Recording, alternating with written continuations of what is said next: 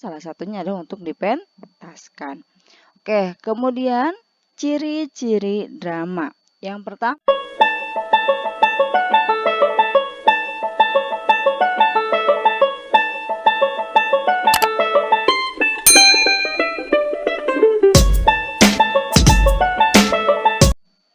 Assalamualaikum warahmatullahi wabarakatuh.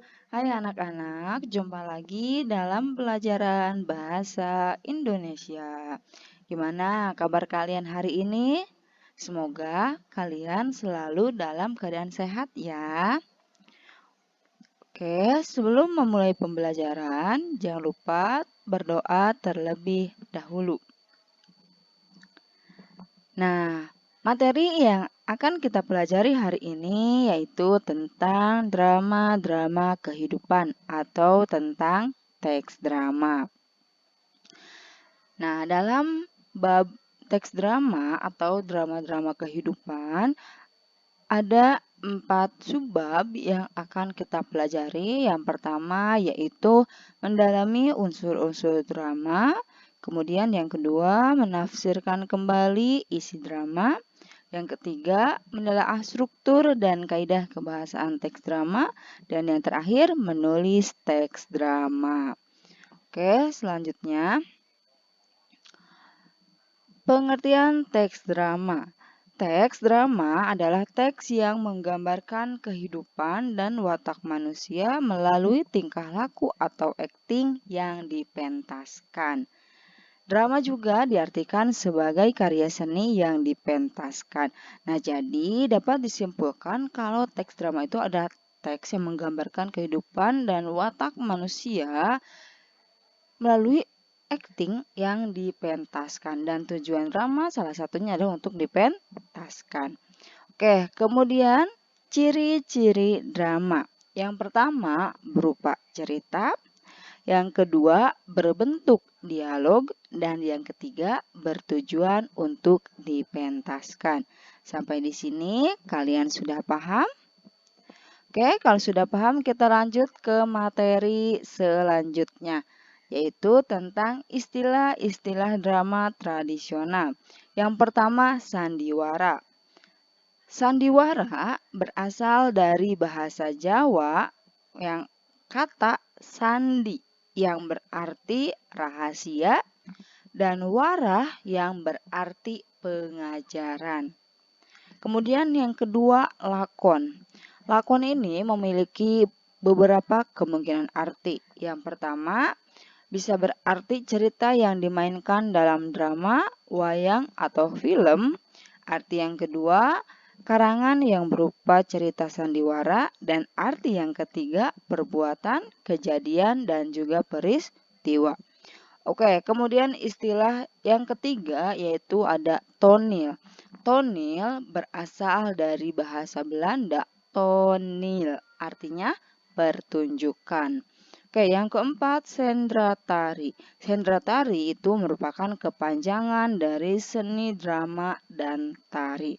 Sendratari juga berarti pertunjukan serangkaian tarian-tarian yang dilakukan oleh sekelompok orang penari dan mengisahkan suatu cerita tanpa menggunakan percakapan. Jadi kalau sendratari ini tarian-tarian, jadi pemainnya itu berupa penari-penari tanpa berdialog atau tanpa percakapan. Jadi ketika kita melihat sendratari, kita dapat menyimpulkan apa yang diceritakan dalam sendratari itu. Oke, kemudian yang terakhir istilah tablo. Tablo merupakan drama yang menampilkan kisah dengan sikap dan posisi pemain dibantu oleh pencerita.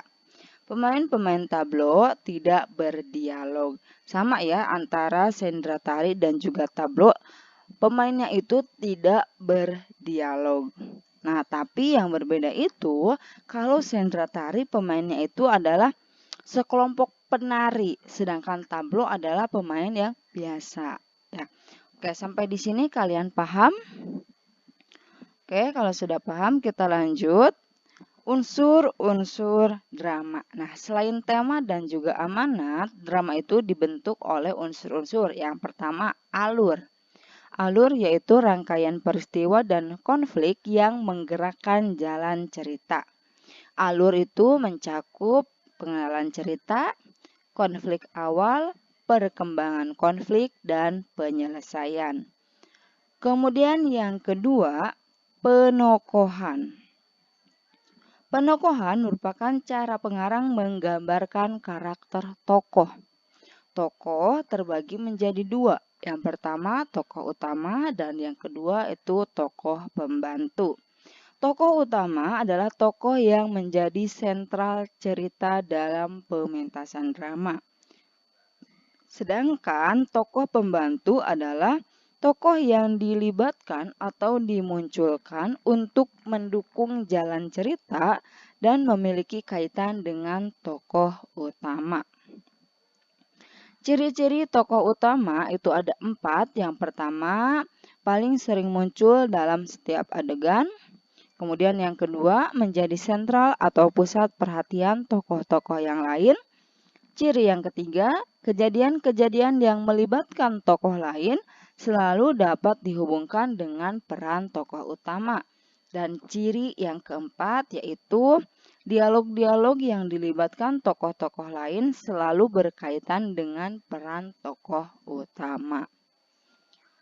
Nah, kemudian berdasarkan tokoh, jenis tokoh berdasarkan perwatakannya itu ada 4. Yang pertama tokoh statis, 2 tokoh serba bisa, 3 tokoh berkembang, dan 4 tokoh pembantu.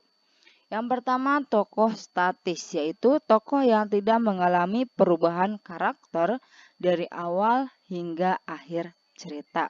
Contoh, kalau dari awal cerita tokohnya berwatak baik, maka dia sampai akhir cerita pun wataknya tetap sama, yaitu baik. Itu disebut dengan tokoh statis, tidak mengalami perubahan atau tetap. Kemudian tokoh yang kedua yaitu tokoh serba bisa, yaitu tokoh yang dapat berperan sebagai tokoh lain. Kemudian yang ketiga yaitu tokoh berkembang atau tokoh yang mengalami perkembangan nasib atau watak selama pertunjukan. Misalnya, tokoh yang awalnya menjadi seorang raja yang baik pada akhirnya menjadi seorang yang jahat. Nah, itu disebut dengan tokoh berkembang. Kemudian yang keempat, tokoh pembantu, yaitu tokoh yang diperbantukan untuk menyertai, melayani, atau mendukung kehadiran tokoh utama. Tokoh pembantu memerankan suatu bagian penting dalam drama, tetapi fungsinya tetap sebagai tokoh pembantu. Oke, kemudian yang ketiga itu ada yang disebut dengan dialog. Dialog itu ada 3 hal yang penting. Yang pertama tokoh, yang kedua wawancang, dan yang ketiga kramagung. Yang pertama tokoh, yaitu pelaku yang mempunyai peran bersifat protagonis atau antagonis.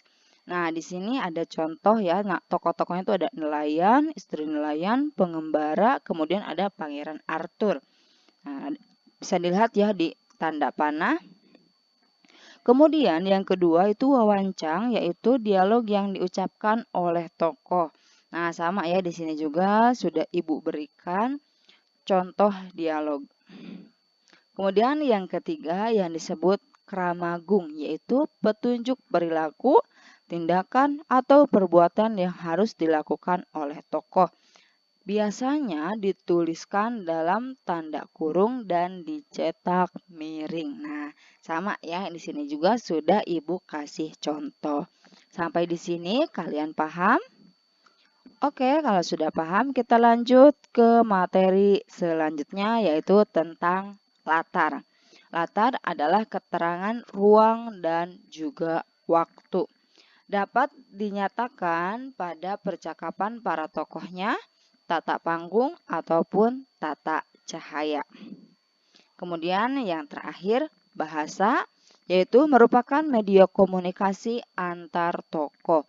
Bahasa juga bisa menggambarkan watak tokoh, latar, ataupun peristiwa yang sedang terjadi.